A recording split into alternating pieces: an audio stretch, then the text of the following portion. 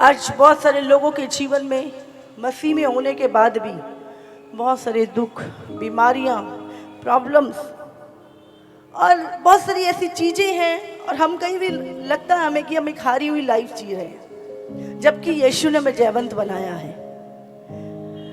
आज मसीह लोगों को शैतान नहीं नाश कर सकता, पता है आपको? वो जितना मर्जी हमारे पीछे पड़े, उसको पता है मैं इनका कुछ नहीं बिगाड़ सकता। तो आज जो सबसे बड़ी चीज है, प्रभु ने क्या लिखा बाइबल में?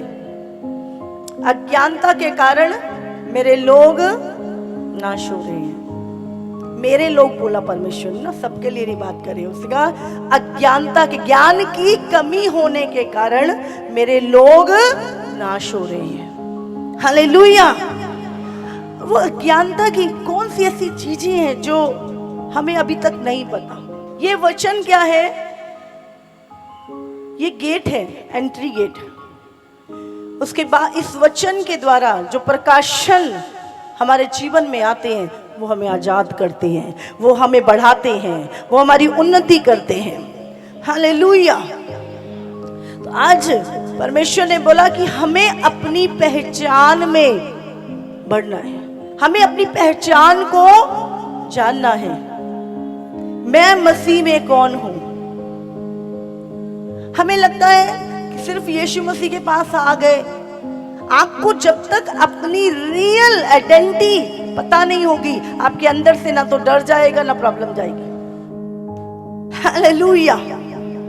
अपनी असली पहचान मैं कौन हूं, बाइबल में बताती है। हम एक वचन से शुरू करते हैं आज। और प्रॉब्लम कहां पर है? उत्पत्ति 1 उसका 26 हम पढ़ेंगे। फिर परमेश्वर ने कहा, किसने कहा? परमेश्वर ने कहा, हम मनुष्य को अपने स्वरूप के अनुसार अपनी समानता में बनाएं। हालेलुया। हालेलुया।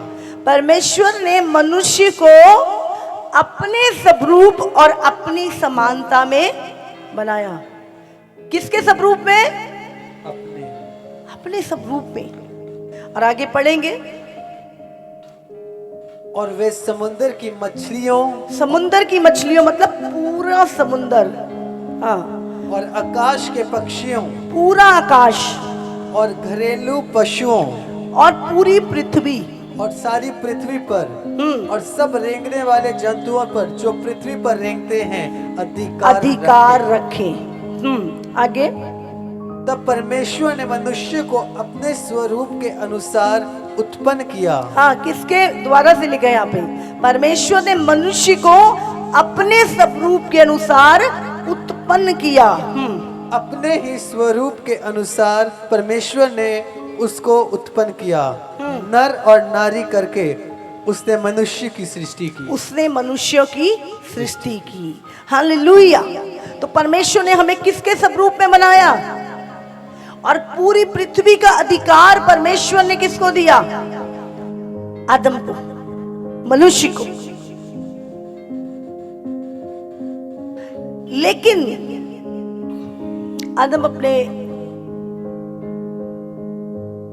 अधिकारों को भी जानता था और अपनी जिम्मेवारियों को भी समझता था।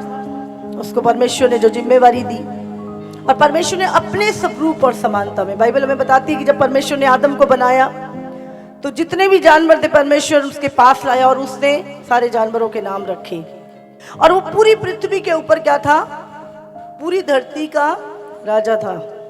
कौन? आदम। हर चीज के ऊपर किसका अधिकार था? आदम का। और बाइबल बताती है जब उसकी पत्नी हब्बा, परमेश्वर ने जब उसे बनाया, आप जानते परमेश्वर ने इनको दोनों को इकट्ठे बनाया था। डिजायर, आज हम बात करें अभिलाषाओं की, ये सारी इंस्ट्रक्शन परमेश्वर ने आदम को दी थी। और आदम ने हर उस परीक्षा को पास किया और उसने वो फल नहीं खाया। लेकिन हब्बा जो उसमें से निकाली गई थी, वो जानती थी, पर उसने वो परीक्षा से नहीं निकली थी। और उसने क्या किया? आज मसीह लोगों की लाइफ में प्रॉब्लम कहां पे, हम उसको समझेंगे। क्यों हम सफर कर रहे हैं, क्यों आज लाइफ में प्रॉब्लम है। सारा अधिकार मेरा, मैं परमेश्वर के स्वरूप और समानता में बनाया गया, लेकिन आज हमें अपनी पहचान में बढ़ना है। जिस दिन आपको पहचान गए कि मैं कौन हूं, आपको डर लगना बंद हो जाएगा। गारंटी है मेरी, आपको किसी चीज से डरोगे नहीं फिर। और ये जो जिस चीजों से सफर करो ना, ये आपके पैर के नीचे, प्रभु कहता है शैतान को मैं तेरे पैर के नीचे कुचलवा दूंगा, लेकिन अज्ञानता के कारण। और जब फल किसने खाया? पत्नी ने। क्या? अभिलाषा। देख फल कितना सुंदर है खाने में। एक वचन अगर हम निकालें इसका, उत्पत्ति 5 का अगर हम 1 पढ़ें, आदम की वंशावली यह है, जब परमेश्वर ने मनुष्य की सृष्टि की तब अपने ही स्वरूप में उसको बनाया। उसने नर और नारी करके मनुष्य की सृष्टि की और उन्हें आशीष दी, और उनकी सृष्टि के दिन उनका नाम आदम रखा। हाँ, आदम और नर और नारी इकट्ठे थे, इकट्ठे बनाए गए थे, और उन दोनों का नाम क्या था? क्या लिखा है यहाँ पर? नर और नारी करके बनाया और उनका नाम आदम रखा। हालेलुया। आज हमारी आंखें कहां लगी हुई हैं? डिजायर, जो आज परमेश्वर से हमें दूर करती है और हमारी जो रियल पहचान है उससे हमें दूर करती है। और बाइबल में लिखा है, जब परमेश्वर ने, आदम ने कहा नहीं नहीं, मुझे मेरी हेल्पर चाहिए। हेल्पर नहीं बोला, हाँ, वो डिजायर थी आदम की। और परमेश्वर ने क्या? सारे जानवर लाया, उसके पास रख के, कोई मैच नहीं किया। प्रभु ने रात को उसको सुलाया और पसली अलग की, और हब्बा, उसका नाम क्या था? हब्बा। अब सांप को पता था भाई आदम तो नहीं गिरेगा, इसको सब पता है। उसने क्या किया? हब्बा को पकड़ा, और जब वो फल, आंखों की अभिलाषा, देखने में मन भाव, हाँ, बुद्धि देने में चाहने योग्य, हाँ, कितना अच्छा लग रहा है, कितना स्वादिष्ट होगा, इसको खा के मैं परमेश्वर के तुल्य हो, उससे भी ऊंची हो जाऊंगी। जबकि परमेश्वर ने मनुष्य को अपने तुल्य, अपने समान, अपने स्वरूप में बनाया था। और उसने क्या किया? वो फल खाया, और पर क्या हुआ?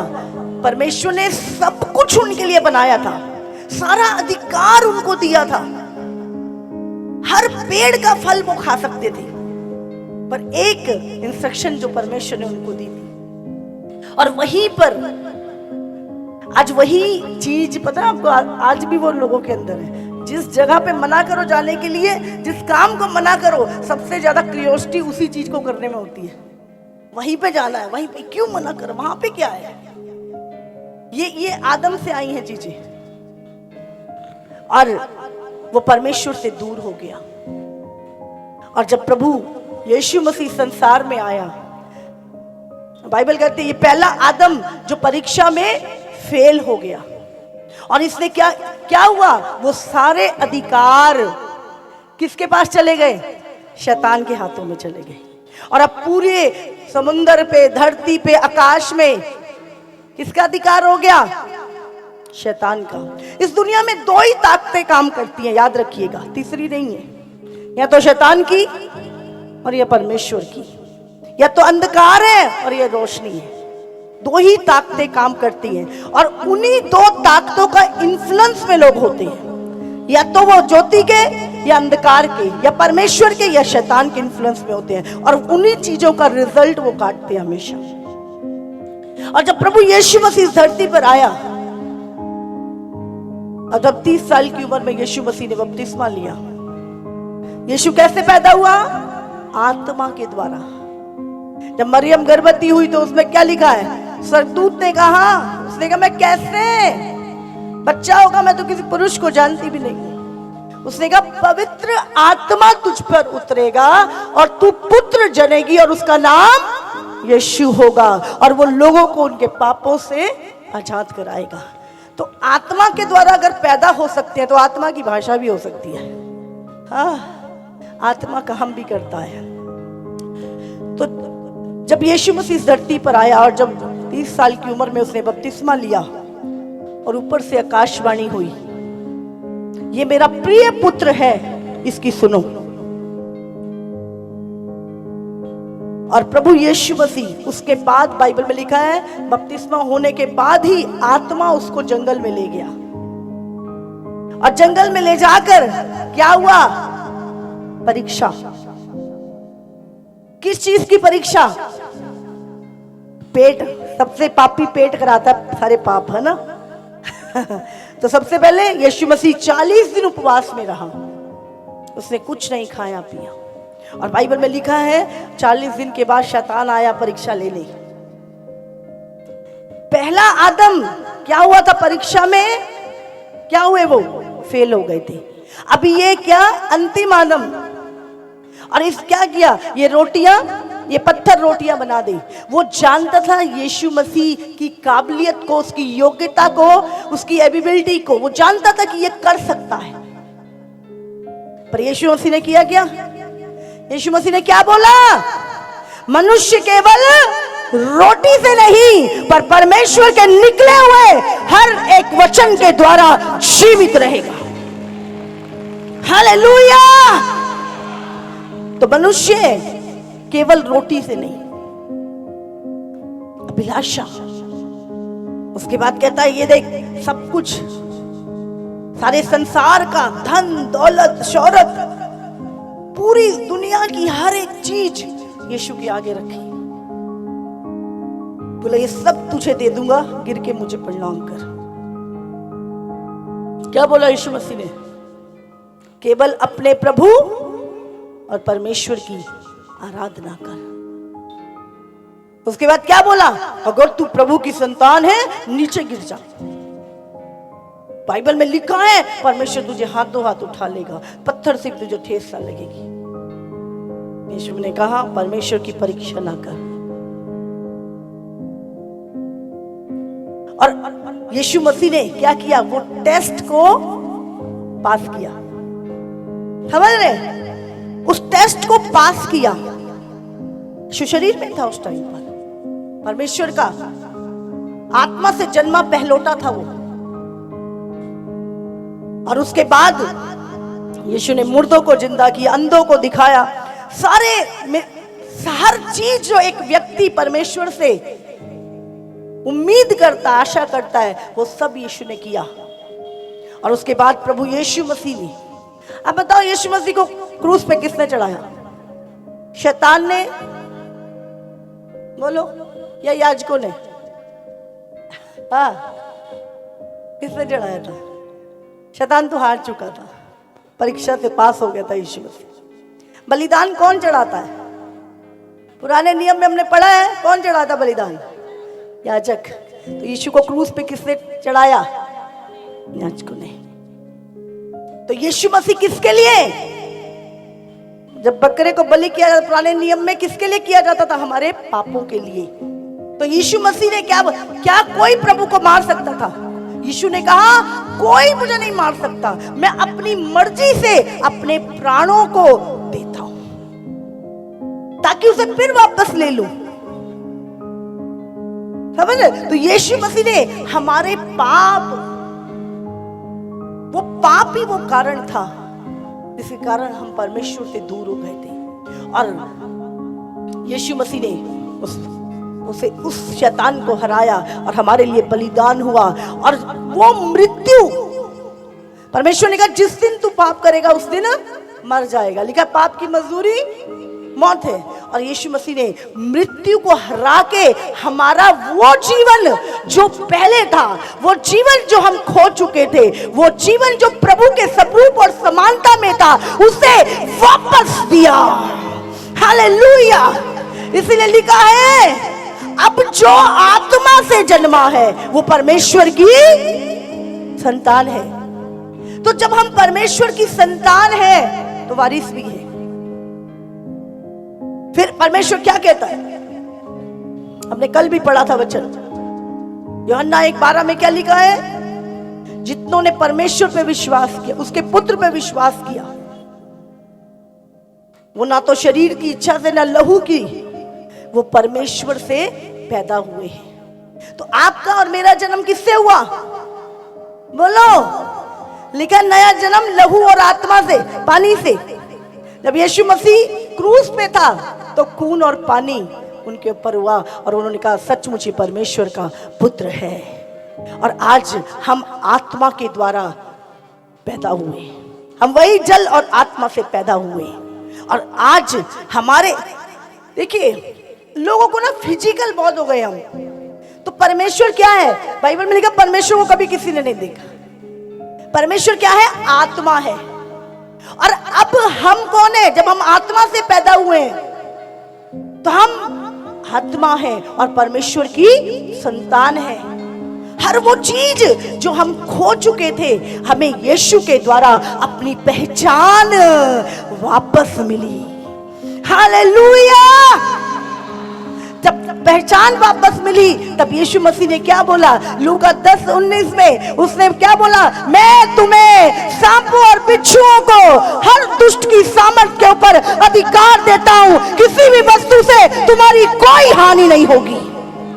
हालेलुया! जब नया जन्म पाया तो फिर अधिकार वापस आया, फिर पहचान वापस आई। आज हम कौन है? पर इसीलिए परमेश्वर ने क्या बोला? जो आत्मा के चलाए चलते हैं वो मेरे पुत्र हैं। एक निकालेंगे हम रोमियो के 8:1। अतः जो मसीह यीशु में है उन पर दंड की आज्ञा नहीं, क्योंकि वो शरीर के अनुसार नहीं वरन आत्मा के अनुसार चलते हैं। अब जानते हैं जो आत्मा के अनुसार चलते हैं उनके ऊपर दंड की आज्ञा नहीं है, उनको न्याय से गुजरना नहीं पड़ेगा। जो आत्मा से चलते हैं, इसीलिए जो आत्मा से पैदा हुए, प्रभु कहता है जो परमेश्वर से पैदा हुआ है वो पाप कर ही नहीं सकता। आगे पढ़ेंगे इसे हम। क्योंकि शारीरिक व्यक्ति शरीर की बातों पर मन लगाते हैं, परंतु आध्यात्मिक आत्मा की बातें पर मन लगाते हैं। शरीर पर मन लगाना तो मृत्यु है, शरीर पे मन लगाना तो मृत्यु है। हाँ आगे, परंतु आत्मा पर मन लगाना जीवन और शांति है। आत्मा पे मन लगाना जीवन और शांति है। हाँ, क्योंकि शरीर पर मन लगाना तो परमेश्वर से बैर रखना है। समझ रहे हैं? हम कहते हैं आत्मिक है पर सारी काम शरीरी के हमारे, तो हम परमेश्वर के बेटे हुए या शत्रु हुए? बोलो, क्या लिखा है? शरीर पे मन लगाना तो परमेश्वर से बैर रखना है, बैर रखना है। इसका 14 में लिखा है, इसलिए कि जितने लोग परमेश्वर की आत्मा के चलाए चलते हैं केवल वो ही परमेश्वर के पुत्र हैं। हालेलुया! हालेलुया! और जब यीशु मसीह परीक्षा से निकला और जयवंत हुआ, उसके बाद फिर एक पत्नी आ गई, फिर एक पत्नी। और वो कौन है? यीशु की दुल्हन कौन है आज? बोलो, कलीसिया। और आज फिर शैतान क्या कर रहा है? परीक्षा। और हमें क्या होना है? उस परीक्षा में से पास होके, जयवंत होके अनंत काल के लिए अपने उन सिंहासनों पे जो खुदा ने रखा है बैठ जाना है। हालेलुया! हालेलुया! आज फिर वो दुल्हन खड़ी है, वही अब्बा, वही पत्नी। अंतिम आदम से परीक्षा को पास किया, जो यीशु मसीह जो पहलोटा है, आज उसके पुत्र कौन है? आप। उसकी दुल्हन कौन है? कलीसिया। और अब शैतान फिर से परीक्षा ले रहा है। देख, ऐसा करते, कंप्रोमाइज कर ले, ये पैसा दे दूंगा, ये गद्दी दे दूंगा, ये दे दूंगा तुझे। यीशु मसीह क्या कह रहा है? शरीर पे मन लगाना। कलीसिया की दिशा बदल दी आज गलत शिक्षाओं ने। शैतान के फिर आज कलीसिया को क्या दिखा रहा है? ये देख, बस ये बरकत, ये कार, ये गाड़ी, ये किसकी ओर देख रहा है आज हमें? यीशु की ओर। बाइबल कहती है धर्मी का वंश कभी भीख मांगता नहीं देखा गया, और आप उस धर्मी पिता की संतान हो यीशु मसीह के नाम से। हालेलुया। तो धर्मी का वंश भीख नहीं मांगता। याद करें, आपके पास एक पिता है, और अगर हम पढ़े मत्ती 6:33 में लिखा है कि उसके धर्म राज्य की खोज करो, ये वस्तुएं तुम्हें मिल जाएंगी। उसने कहा तुम्हारा पिता तुम्हारी जरूरतों को जानता है। अन्य जातियों की तरह क्या खाएंगे, क्या पिएंगे, क्या पहनेंगे, केवल इसी चीज की आशा में मत रहिए। प्रभु ने कहा ये अन्य जाति चिंता करते हैं, पर तुम्हें चिंता करने की जरूरत नहीं, क्योंकि तुम्हारे सिर पर एक बाप है और वो तुम्हारी चिंता करता है कि तुम क्या खाओगे, क्या पियोगे और क्या पहनोगे। हालेलुया। तुम्हारे पास एक फादर है और जो तुम्हारी चिंता करता है, और तुम उसके द्वारा पैदा हुए हो। हालेलुया। याद रखिए। लेकिन आज शैतान क्या दिखा रहा है? कॉम्प्रोमाइज। देख, ये ऐसा हो जाएगा, तेरे को सक्सेस मिल जाएगी, तू ये थोड़ा सा कंप्रोमाइज पाप कर ले, तू बड़ा हो जाएगा। और वहीं पर सबसे बड़ी परीक्षा जो आज यीशु की दुल्हन की शैतान ले रहा है, संसार की चीजों को दिखा के उसने पहले भी गिराया, और वो परीक्षा में फेल हुए, और वो सारी उम्र के लिए वो गिर गया था। लेकिन याद रखिए, अब हम जान चुके हैं उसकी चालों को, अब हम जान चुके हैं सच्चाई को। अब परमेश्वर ने रिटर्न में लिख के दिया हमें सब कुछ। अब हम धोखा नहीं खाएंगे। बाइबल में लिखा है शैतान सारे संसार को भरमाने वाला है। क्या तुम्हारे पास नहीं आएगा? आदम अब्बा के पास आ गया, यीशु के पास आ गया, तो आज यीशु की दुल्हन के पास शैतान नहीं आएगा? बोलो, क्या लेके आएगा? जो यीशु के पास लेके आया, ये राज्य तुझे दे दूंगा, ये पैसा तुझे दे दूंगा, मुझे गिर के प्रणाम कर एक बार। तेरा परमेश्वर है तो ऐसा क्यों नहीं होता? बहुत लोग तुम्हें ताने मारते हैं, तू तो कब से मसीह मसीह में है, क्या बना तेरा? बोलो, जो मेरे पास है ना, वो तुम्हारी दुनिया की दौलत लेके भी तुम खरीद नहीं सकते। वो परमेश्वर और अनंत काल का जीवन, वो स्वर्ग की डायरी में मेरा नाम जो लिखा हुआ है। हालेलुया। अपनी पहचान अपनी बाहर की शरीर की परिस्थितियों से मत करो। आज अगर आप बीमार हो तो इसका मतलब यह नहीं कि तुम परमेश्वर की संतान नहीं हो। अगर तुम्हारे जीवन में किसी चीज की घटी है तो तुम परमेश्वर की संतान नहीं हो। बोलो, आज हम बाहर की परिस्थितियों को देख के और यही चीजों को देखकर शैतान क्या कर रहा है? फायदा उठा रहा है। आज फिर से उसकी दुल्हन के ऊपर क्योंकि बाइबल में लिखा अंत के दिनों में बहुतों का प्रेम ठंडा पड़ जाएगा। समझ रहे हैं? अभिलाषाओं के कारण आज यीशु की दुल्हन को तैयार होना है। उस हब्बा को भरमाया था, वो भी आदम की पत्नी थी, और ये भी अंतिम आदम की पत्नी है कलीसिया, जिसको लेने उसका दूल्हा आ रहा है सदा के लिए। हालेलुया। ध्यान रखिए, शैतान किधर को लेके जा रहा है? अपना फोकस, इसलिए यीशु ने कहा विश्वास के कर्ता यीशु की ओर ताकते रहो। अपना ध्यान फल की ओर, अभिलाषा की ओर नहीं। इसी में लिखा है तू अपनी अभिलाषाओं को पूरा करने का यत्न ना कर। रोमियो 13 उसका 13 और 14 पढ़ेंगे। जैसा दिन को शोभा देता है वैसा ही हम सीधी चाल चलें, ना कि लीला क्रीड़ा और पियक्कड़पन में, ना व्यभिचार और लुचपन में, और ना झगड़े और ढा में, वरन प्रभु यीशु मसीह को पहन लो। यीशु मसीह को पहन लो और शरीर की अभिलाषाओं को पूरा करने का उपाय ना करो। शरीर की अभिलाषाओं को पूरा करने का उपाय मत करो। आज भी शैतान धन लेके आता है, चोरी का, रिश्वत का, पाप का, झूठ का। आज भी शैतान दुनिया की हर अभिलाषाएं आपके सामने लेके आता है ताकि वो आपको गिरा दे। और उसके बाद जब तुम उसका कहना मानते हो, फिर उसके गुलाम हो, फिर वो तुम्हारी लाइफ में रोज बीमारी भी लेके आएगा, सब कुछ लेके आएगा। इसमें परमेश्वर का कोई दोष नहीं है। फिर हम परमेश्वर को कहते हैं अरे प्रभु ने क्या किया, मैं तो इतने साल से मसीह में हूं। दरवाजा किसने खोला था? अब्बा ने।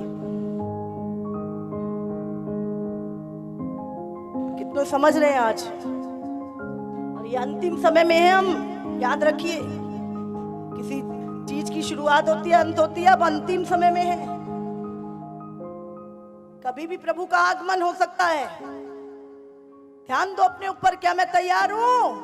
क्या मेरी आंखें संसार की उस फल की ओर लगी हैं या मसीह की ओर लगी हैं, अपने जीवित परमेश्वर की ओर लगी हैं? आज मेरी आंखें कहां लगी हैं?